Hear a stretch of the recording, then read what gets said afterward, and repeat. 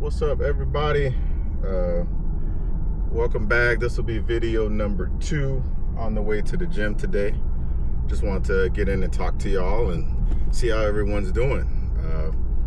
Wanted to take a little bit of time and kind of let y'all know a little bit about my cancer diagnosis. So for the most part, I've always been, pretty much in shape. Been lifting for quite a number of years. Always been kind of up and down with my weight, but on average, I'm about 6'3". I am 6'3". I'm roughly on average anywhere between 240 and 255 roughly. That's the weight I kind of go up and down between there. So, but I've always been, for the most part, pretty healthy, felt good, had a lot of energy. So we kind of rewind a little bit back to 2020. I think 2020 I was at my heaviest. When they started my previous job, they started sending us home for COVID, and I got on the scale and I was weighing 297 pounds. Now, I've never been 300 pounds and eclipsed that, but it was time to, start taking my weight, seriously. A lot of things in my life had changed, right at the end of 2019. So went into a little, I wouldn't say depressed state, but in a mood state, I'll say. And, the weight just kind of added, weight, it can add on very, very quickly. So looked at the scale and said, let's make a change. But not was I happy that the gyms were like all to myself because of COVID. I was sad because the gym started closing and I really had nothing else to do. I'd never really worked out at home, anything like that. So had a Trek 820, a little mountain bike that I had bought back in El Paso years and years ago that I brought when I moved down here in 2011, and it was just sitting there collecting dust. So took it to the bike shop.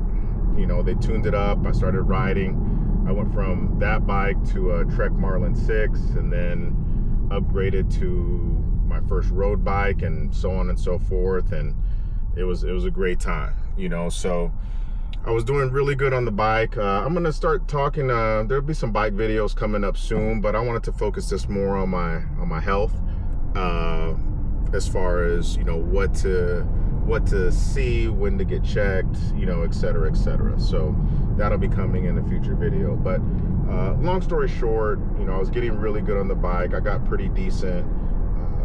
A couple of fellas around here said, hey, come ride with us in our group ride, and I was getting faster and it was fun. Now kind of at the beginning of 2023, went out for the season, and my heart rate was, I'd get out 4 minutes in, my heart rate's already like at 170, 180, which is, I took it as, hey, I got lazy over the winter, I didn't train as hard, and here I am, just trying to push. So all of 2023, I was really fighting my heart rate, not sure what was going on. Finally, at the end of 2023, I went in, I actually was diagnosed back in 2019 with severe sleep apnea. So had to go to my primary to get a referral to get CPAP equipment. She said, Mr. Clemens, you haven't been to see us for your yearly exam, so what's going on? And anyone who knows me knows I'm deathly afraid of needles. So I was not wanting to do it that day, but I went ahead and said, hey, let me get my blood work done. Okay, so got my blood work done, came back in a couple of weeks, and she said, do you find yourself getting tired, anything like that? And I said, well, not really. And then I stopped myself. I said, well, you know what?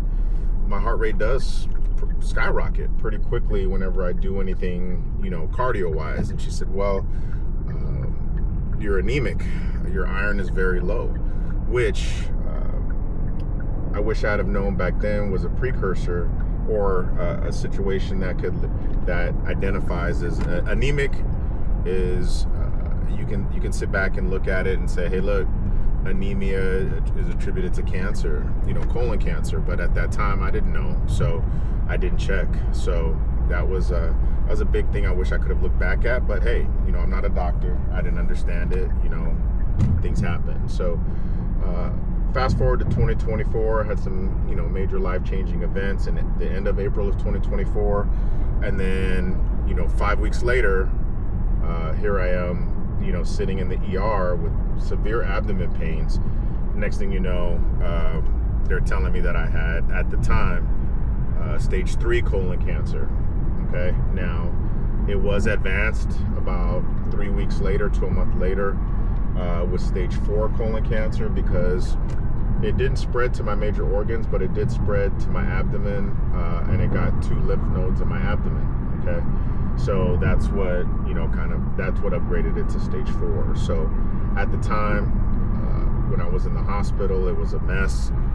They had taken out the right part of my colon, reattached me. However, 5 days later, when I was supposed to go home, that attachment came undone. So I had some friends and my girl in the hospital room with me that kind of witnessed all of that. So that's some scary shit, I'll be honest. But had everything just kind of spill out on the floor. I'll spare the details, but every RN on the floor came in my room. Doctor called up and said, look, we're gonna have to do an emergency surgery.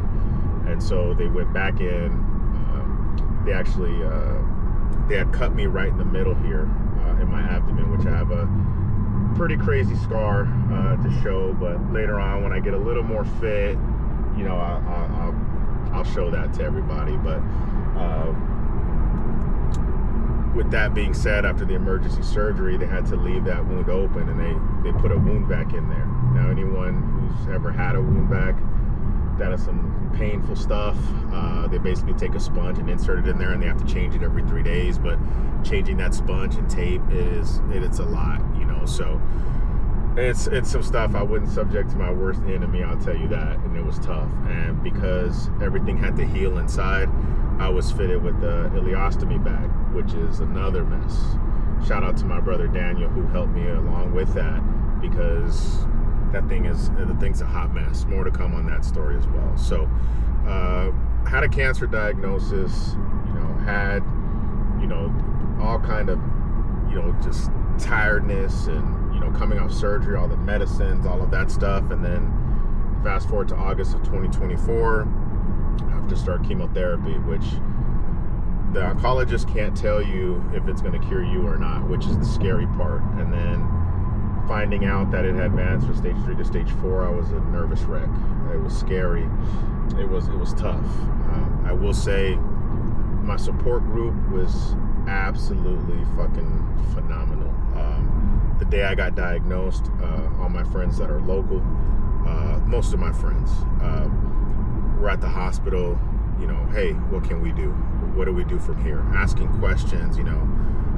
They kept me very positive. While I'm a very positive person, I feel that they kept me above positive, like skyrocketed positive type stuff. So it helped me through all of this. One of the big questions that they asked was, does your dad or mom have colon cancer? And I said, well, I really don't know. So they tested it, and they found out it wasn't genetic, that it had been in my body for about 10 years. So even if I had got a colonoscopy at 45, I ended up getting it at 46. It wouldn't have caught it in time, which is very scary, So mine attacked, over a course of time, and right before chemo, the cancer was doubling. So it got scary very quickly. Okay.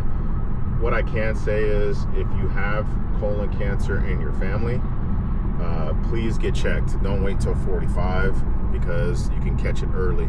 Early detection in any type of cancer, as you've heard, it's key. It's vital. It is super vital to get that stuff checked out. So please do that.